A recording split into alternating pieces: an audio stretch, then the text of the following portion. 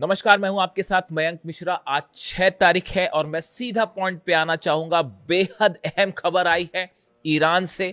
बताया ये जा रहा है कि ईरान के सुप्रीम लीडर मुस्तबा खामनेई साहब ने एक बहुत बड़ा ऐलान कर दिया है और ये ऐलान है ईरान के न्यूक्लियर प्रोग्राम को लेकर। सूत्रों के हवाले से जो खबर है, मुस्तबा खामनेई साहब ने इस बात को साफ कह दिया है कि ईरान अपना न्यूक्लियर प्रोग्राम नहीं रोकेगा। ईरान अमेरिका के साथ न्यूक्लियर प्रोग्राम को लेकर कोई बातचीत नहीं करेगा।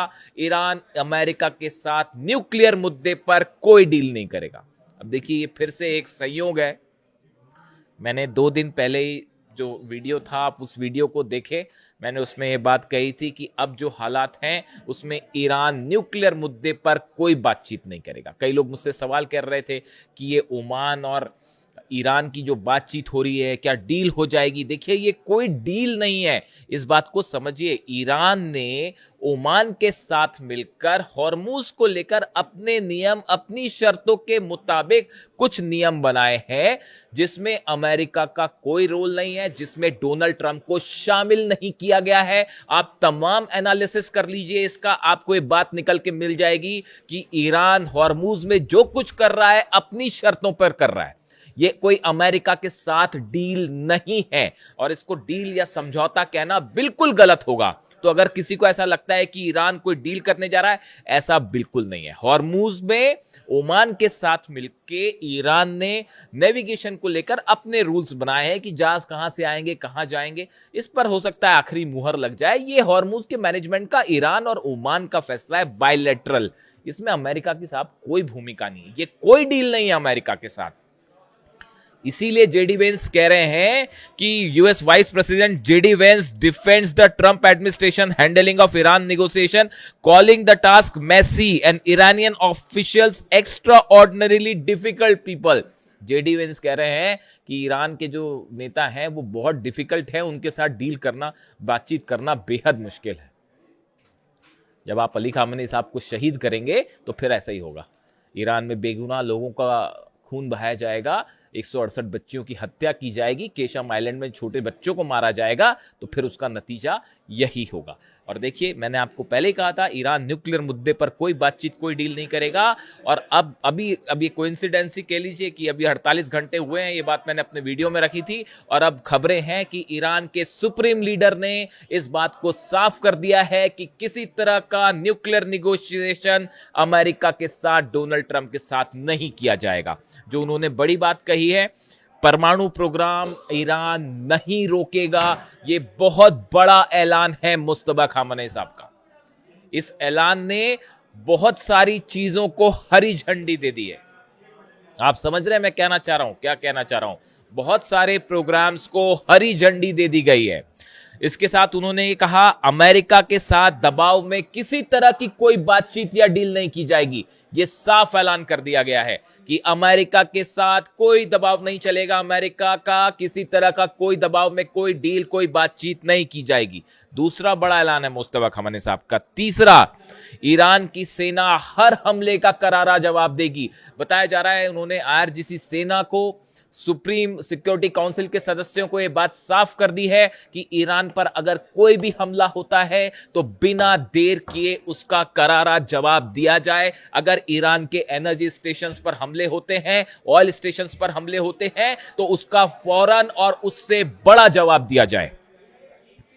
इसके साथ ही जो मेरे पास सोर्सेज हैं उसके मुताबिक ये खबरें हैं कि ईरान के डिफेंस इंडस्ट्री से जुड़े जितनी उद्योग हैं, खास तौर पर जो हथियार बना रहे हैं, मिसाइल्स बना रहे हैं, ड्रोन्स बना रहे हैं, एम्यूनिशन बना रहे हैं, इनका प्रोडक्शन तेजी से आगे बढ़ाने के आदेश दे दिए गए हैं।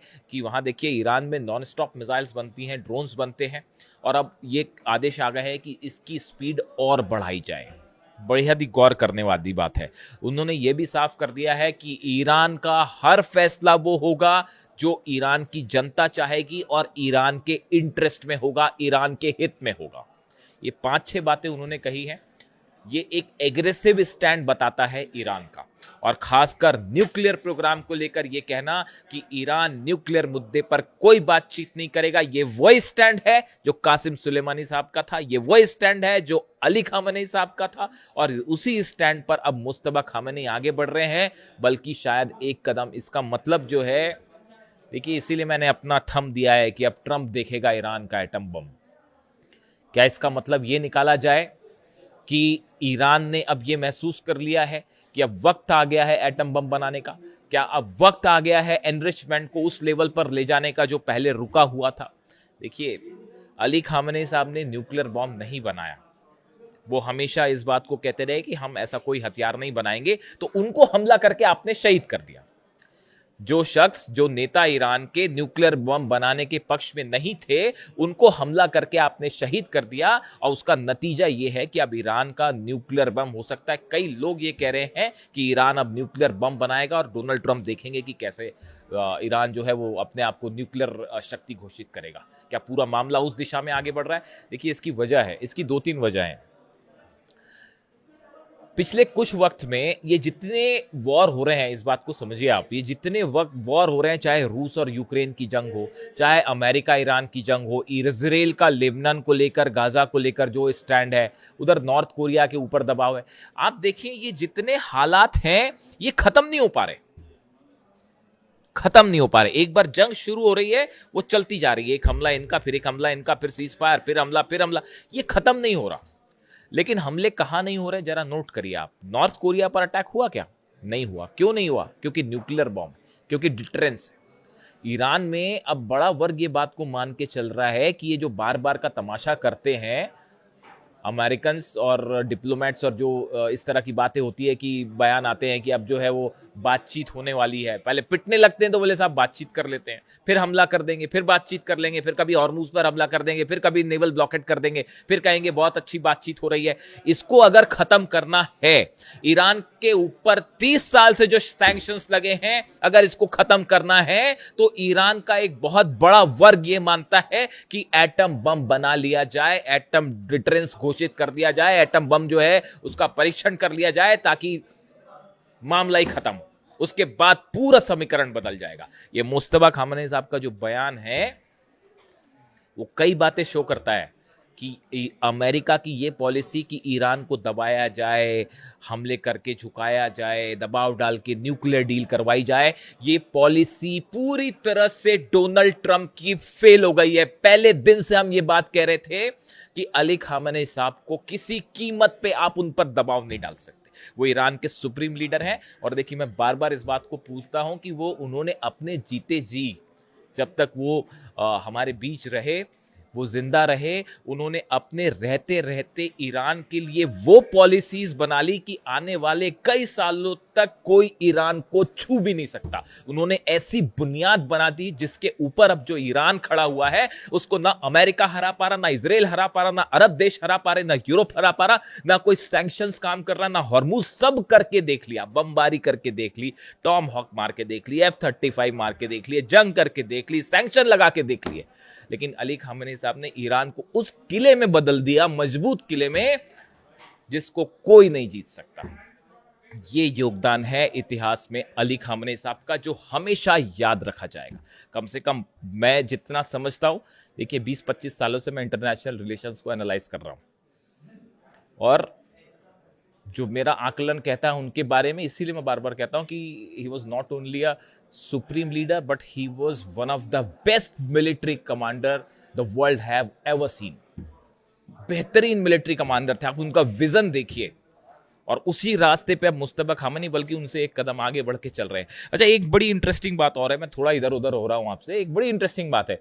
कल मैंने खबरें पढ़ी कि ईरान के राष्ट्रपति पेजेश्कियान साहब की सीक्रेट मुलाकात हुई मुस्तफा खामेनी से, और उनको एक कार में ले जाया गया, और कार में ले जाके कार के 2 डिस्टेंस में, मतलब आगे और पीछे हिस्से के बीच में पर्दा लगा हुआ था। मुस्तफा खामेनी साहब आगे थे और उन्होंने बात की है पेजेश्कियान साहब से, और बीच में पर्दा था, और दोनों को आमने सामने नहीं करवाया गया, सिर्फ मतलब चेहरा नहीं देख पाए, सिर्फ बात की गई, और उन्होंने कई बातें कही पेजेश्कियान साहब को। इस तरह की खबरें हैं मीडिया में। अब जरा कॉमन सेंस लगाइए, ईरान के सुप्रीम लीडर की एक सीक्रेट मीटिंग होती है ईरान के राष्ट्रपति के साथ, इतनी सीक्रेट कि उसमें पेजेश्कियान साहब को जो है वो मुस्तफा खामनी साहब से आमने सामने वो मिले तक नहीं, सिर्फ उनकी आवाज सुनी, इतनी सीक्रेट मीटिंग। मुस्तफा खामनी साहब जिनकी लोकेशन के लिए सीआईए और मोसाद जो है वो बावले हुए जा रहे हैं पिछले कई महीनों से कि लोकेशन तो पता चल जाए, इस सीक्रेट मीटिंग की खबर दुनिया भर में फैल जाती साहब अखबार में। क्या ये संभव है? इस तरह की खबरें कि पेजेश्कियान साहब का इस्तीफा होने वाला है, अब ईरान के राष्ट्रपति अब इस्तीफा दे देंगे और मनमुटाव हो गया है और ग्रुपों में डिवाइड हो गया है ईरान, मतलब ऐसी ऐसी खबरें साहब की सुनकर जो है आश्चर्य भी होता है, दुख भी होता है और हंसी भी आती कभी कभी। तो मतलब आप सोचिए, ईरान के सुप्रीम लीडर की पोजीशन को लेकर कि उनकी लोकेशन को लेकर ईरान इतनी सावधानियां बरत रहा है, उनकी इतनी सीक्रेट मीटिंग होती है राष्ट्रपति के साथ और वो पूरे दुनिया भर में फैल गई, खबर भारत तक आ गई साहब कि वो एक कार में बैठे थे, वो सामने बैठे थे, वो पीछे, मतलब क्या ही बोला जाए, मतलब हैरानी होती है मुझे तो कई बार। खैर छोड़िए, अलग अलग खबरें चलती हैं, तो इसीलिए मैं कहता हूं आपको कि खबरों पर बड़ा है ना विश्वसनीय एनालिसिस के साथ भरोसा होना चाहिए। मैं अगले वीडियो में आपको बताऊंगा वो जो यूएई में धमाके हुए, जेबल अली पोर्ट पर 7 धमाके हुए, वो 7 धमाके किसने किए अगले वीडियो में बताऊंगा मैं आपको। सरप्राइज, हैरान रह जाएंगे आपकी वो धमाकों के पीछे किसका हाथ था। वो जब ऐसी खबर आती है ना कि अमेरिका और ईरान के बीच अब कोई बातचीत होने वाली है, हॉर्मुज को लेकर कोई समझौता, तो धमाके होने लगता है साहब। कोई है ऐसा ना जो चाहता है कि धमाके ना हो, आप भी जानते ही होंगे। खैर, तो अब देखिए मामला ये है कि ये ईरान ने अपना न्यूक्लियर प्रोग्राम साफ कर दिया है कि हम नहीं रोक रहे और ना कोई बात कर रहे हैं। रोकना तो दूर की बात है साहब, बात ही नहीं होगी। एग्जैक्टली मैंने ये बात कही थी आपको, वही बात जो है वो साबित हो रही है। इसके अलावा देखिए एक बड़ी खबर आई है अमेरिका से। अमेरिका ने अपनी परमाणु हथियारों की नीति में बदलाव किया है और अब अमेरिका छोटे टैक्टिकल न्यूक्लियर बॉम्ब्स यानी छोटे परमाणु हथियार बनाएगा। हालांकि ये रूस और चीन का हवाला देकर बनाए जा रहे हैं, लेकिन उसमें ईरान का भी बहुत बड़ा सिग्निफिकेंस रहेगा। देखिए ये जो खबर है, पहले ये देखिए, the pentagon is developing a new US nuclear strategy in the case of a regional war with China और रशिया। उन्होंने कहा है कि चाइना और रूस के साथ कोई रीजनल वॉर होगा तो इसके लिए हम अपनी स्ट्रेटेजी बना रहे हैं। चीन और रूस के साथ रीजनल वॉर हो सकता है, पहली बात तो मैं तो मतलब कई क्या ही कहा जाए, अब क्या रीजनल अमेरिका और रूस का रीजनल वॉर साहब कैसे हो सकता है? चाइना और अमेरिका का रीजनल वॉर होगा, वो वर्ल्ड वॉर हो जाएगा वो। खैर फिर भी चलिए, the US is updating its nuclear strategy emphasizing short range tactical weapons. मतलब अमेरिका अपनी स्ट्रेटेजी चेंज कर रहा है और short range tactical nuclear weapons बनाएगा। The goal is to prevent a conventional war from escalating into a nuclear one. अब ये छोटे न्यूक्लियर बम बना के एक साधारण जंग परमाणु जंग में ना बदल जाए, इसको रोकने की कोशिश छोटे न्यूक्लियर बम बना के की जाएगी।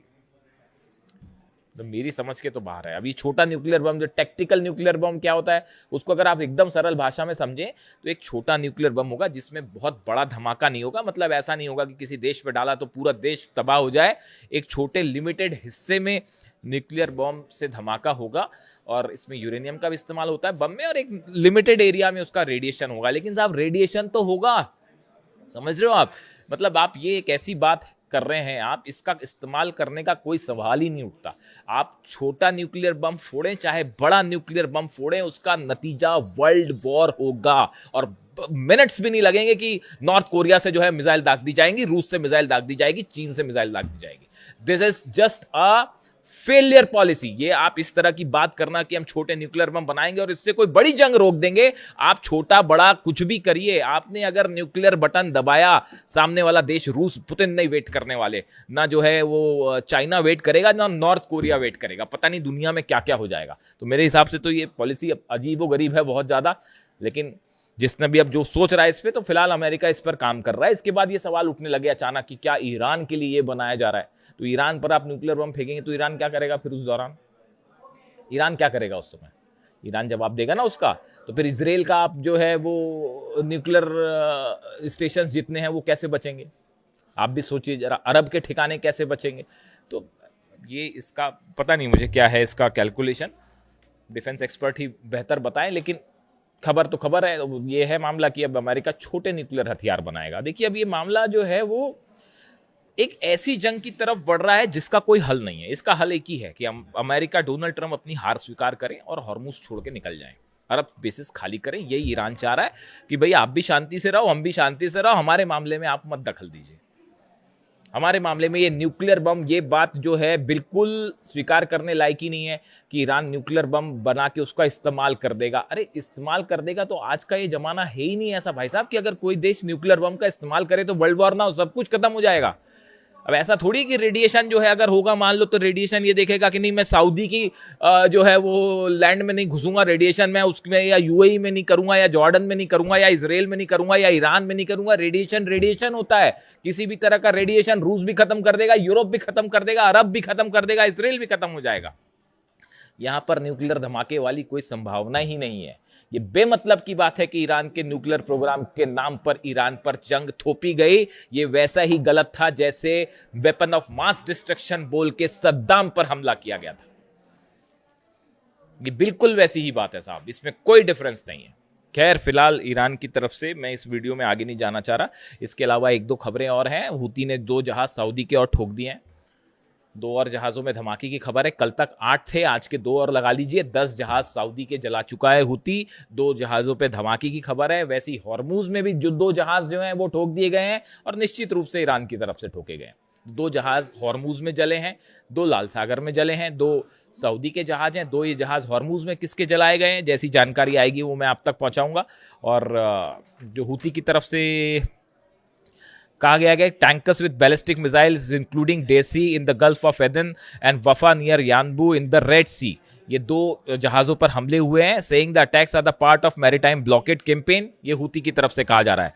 The group warned that the Saudi linked vessels would not be allowed to transit any key waterways until its demands are met. Houthi की तरफ से कहा गया जब तक हमारी शर्तें पूरी नहीं की जाती, हमारा जो ब्लॉकेड करके रखा है सऊदी ने खत्म नहीं किया जाएगा, तब तक हम ठोकते रहें। और इस बीच ईरान की तरफ से न्यूक्लियर पॉलिसी का बड़ा ऐलान, जो अब इस मामले को एक बड़े ऐसी जंग की तरफ धकेल रहा है जो बेहद खतरनाक हो सकती है।